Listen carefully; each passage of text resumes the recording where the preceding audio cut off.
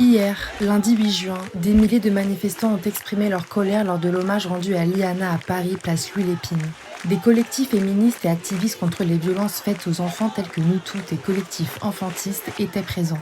Depuis la découverte du corps de la jeune adolescente le 4 juin dernier, la colère s'est emparée des Français et tous réclament justice.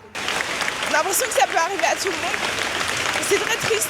J'ai honte de mon pays en fait. On lit, on entend beaucoup que Liana c'est l'affaire de trop, c'est la victime de trop en ce moment. Qu'est-ce que vous en pensez ? C'est la fois de trop parce qu'on manque de moyens. Les services publics sont en train de péricliter. Il n'y a rien qui se passe, il n'y a rien qui évolue.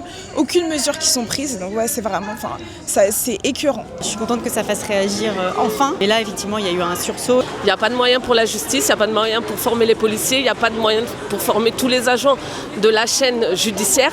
Il y a 70 000 plaintes concernant des enfants qui doivent être revus et traités d'ici le 14 juillet, selon Gérald Darmanin.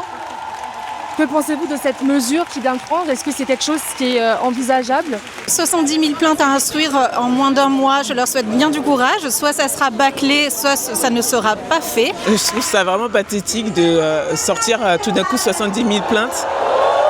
Je me dis mais qu'est-ce qu'ils faisaient depuis tout ce temps ? Vous sentez beaucoup de colère ?